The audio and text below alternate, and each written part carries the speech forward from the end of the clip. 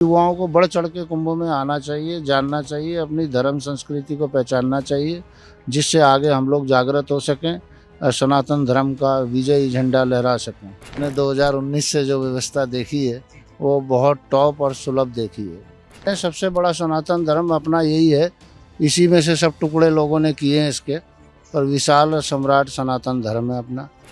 ये लगभग कितना आप रबड़ी बनाते हैं, कितनी मात्रा होती है दूध की जिससे रबड़ी बनाई जाती है? 125 लीटर दूध होता है।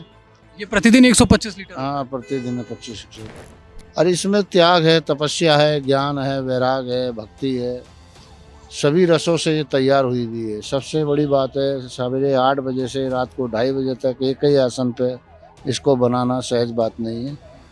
हमने तो 2019 से जो कुंभ देखा है और जाना है, सुविधाओं में भी पूर्ण है, व्यवस्था में भी पूर्ण है।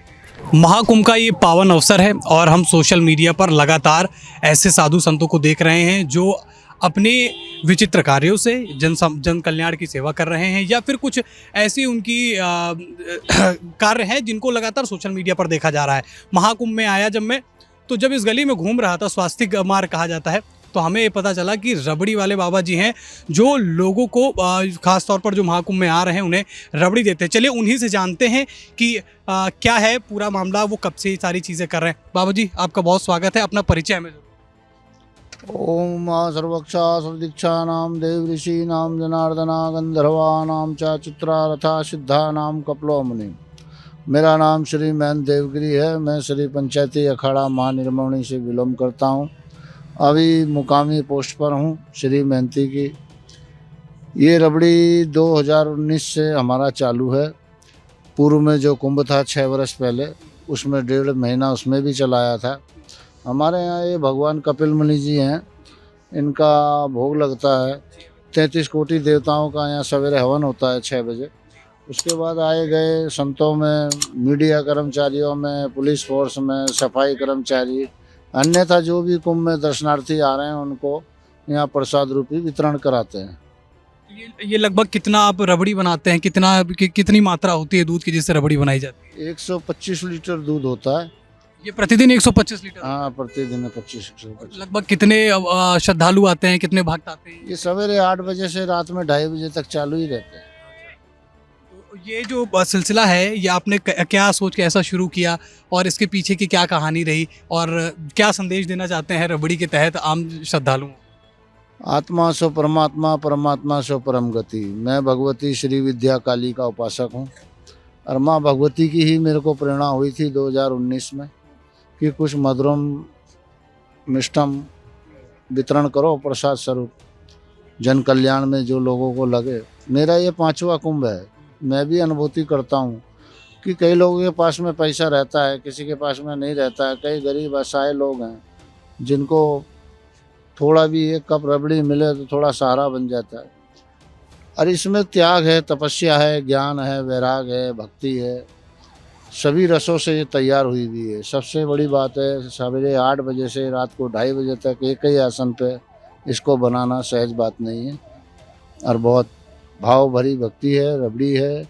और आपके माध्यम से मैं ये भी कहूँगा कि 29 फरवरी का स्नान है, 3 जनवरी का है।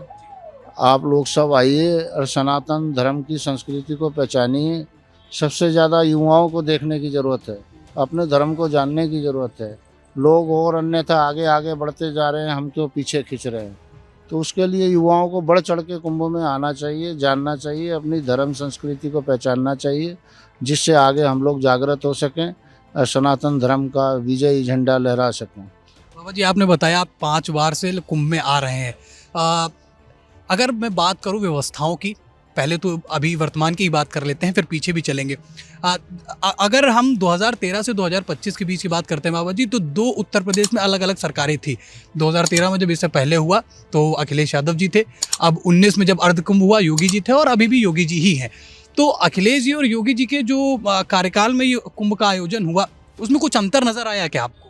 हमने तो 2019 से जो कुंभ देखा है और जाना है, सुविधाओं में भी पूर्ण है, व्यवस्था में भी पूर्ण है, साफ सफाई हर प्रकार से मैंने ध्यान रखा गया। अखाड़ों में भी योगी जी स्वयं आए हैं, 13 अखाड़ों में मिलके गए हैं सबसे। यहाँ भी आए थे, हम लोगों ने भी चद्दर विधि किया, मान सम्मान किया उनका। सभी अखाड़े करते हैं, योग्यमान व्यक्ति हैं। व्यवस्था को लेके उनकी तरफ से कोई गिलानी नहीं है हम लोगों को। उन्होंने अच्छी व्यवस्था करके दी है। हमको तो अच्छी ही लग रही है, सब तरफ, चारों दिशा में भव्य दिव्य कुंभ पूर्ण बना दिया, इससे बड़ा और क्या चाहिए। अब बात वही मैं जैसे पूछ रहा हूँ ना कि पुरानी सरकार ने जिस तरीके से 2013 में व्यवस्था करी थी, वो तुमको मैं बता दिया कि मैंने 2019 से जो व्यवस्था देखी है वो बहुत टॉप और सुलभ देखी है। और महाकुंभ में अभी लगभग मैं हूँ 11 बज रहा है, कैसी भीड़, ये लगातार ऐसी ही लगातार भीड़ रह रही है या इसमें कुछ कम ज़्यादा उतार चढ़ाव भीड़ में देखने को मिलता है? नहीं, लगभग अभी तो 2:30 बजे तक तो ये ऐसे ही दिखेंगे सब भीड़। 2:30 बजे के बाद थोड़ा ढीला होता है, फिर 3 साढ़े 3 बजे से चालू हो जाते हैं लोग। श्रद्धालुओं की संख्या बढ़ी है महाकुंभ को लेकर, जैसे आप बताया आप पिछली 5 बार से आ रहे हैं, तो लगातार क्या श्रद्धालु आ रहे हैं, सनातन के प्रति उनकी आस्था अब जागृत होना शुरू हो चुकी है? नहीं, बहुत ज़्यादा जागृत हो गए हैं। सबसे ज़्यादा युवा पीढ़ी बहुत आ रही है। इस बात से हम लोगों को बहुत खुशी है कि कम से कम अपने धर्म को, अपनी आस्था को, अपने संस्कृति को ये लोग पहचान रहे हैं, जान रहे हैं। बहुत बड़ी खुशी है। एक तरफ जहाँ युवा जागृत हो रहा है और जैसे मैंने आपसे बात करी सरकार की, कहीं ना कहीं अच्छा बाबा जी, ये मैं आपसे ही आपके विचार जानना चाहूँगा कि महाकुंभ या कुंभ को लेकर खास तौर पर राजनीति करना, उस पर सवाल खड़े करना, क्या ये सही है? क्या ये चाहे वो पक्ष हो या फिर सरकार, क्या इस पर राजनीति करना उचित है या कैसा लगता है? राजनीति तो बिल्कुल भी नहीं होनी चाहिए। राजनीति का कोई मतलब ही नहीं होता है इसमें। ये सत्य सनातन और सम्राट विशाल धर्म है, इसके आगे किसी की राजनीति नहीं चलती। सबसे बड़ी राजनीति ये धर्म स्वयं है, इसके आगे किसी की राजनीति चली नहीं, ना चल सकेगी। और अगर बात करूं बाबा जी, अभी 27 तारीख को धर्म संसद होने वाली है, क्या लग रहा है कि संत क्या विचार लेकर इस बार बातचीत करने वाले हैं, किस मुद्दे पर बात करने वाले हैं? अब ये तो संतों के, मैंने कहा ना, आत्मा से परमात्मा, परमात्मा से परम गति। और वो गुरु मूर्ति लोग हैं, बड़े बड़े लोग, विद्वान लोग हैं, उनकी आत्मा में, भाव में क्या है, वो सब जब धर्म संसद शुरू होगा तो आप लोगों को जानने को मिलेगा। देखिए बाबा, सूत्रों से जो पता चलता है कि हिंदू धर्म संगठन के विषय में इस बार चर्चा हो सकती है, क्योंकि लगातार जिस तरीके से हिंदू आस्था को ठेस पहुंचाने के लिए लोगों ने अलग अलग पैतरे अपनाए, तरह तरह के जिहाद अपनाए गए, और तिरुपति बालाजी मंदिर में महाप्रसादम में जिस तरीके से मिलावटी काम किया गया, उन सब चीज़ों को लेकर देखकर ये लगता है कि हिंदू धर्म संगठन बनाना चाहिए। क्या लगता है आपको कि वाकई इसकी ज़रूरत है क्या? अब ज़रूरत तो बहुत ज़्यादा ज़रूरत है, ज़रूरत ही नहीं है। सब जान भी रहे हैं, इस चीज़ को पहचान ही रहे हैं। सबसे बड़ा सनातन धर्म अपना यही है, इसी में से सब टुकड़े लोगों ने किए हैं इसके, पर विशाल सम्राट सनातन धर्म है अपना। सनातन धर्म की जय हो, अधर्म का नाश हो, प्राणियों में सद्भावना हो, विश्व का कल्याण हो। जय माता दी।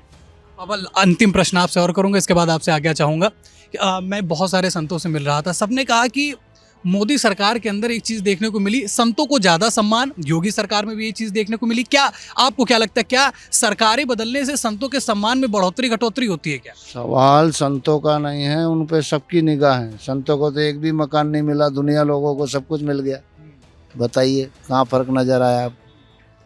नहीं, फिर भी मतलब जैसे कहते हैं कि संतों के साथ जिस तरीके से अब व्यवहार हो रहा है, जिस तरीके से उनको अब सम्मान मिल रहा है, उनकी विचारधारा ज़्यादा लोगों तक पहुंच रही है, क्या या ये कोई सरकार क्या कोई इसमें रेखा खींच देती है क्या, कुछ ऐसा है? नहीं, ऐसा कोई रेखा नहीं है। तो अपनी आत्मा का भाव है, जिसको जैसी नजरिया दिख रहा है वो वैसी बातें कर रहा है।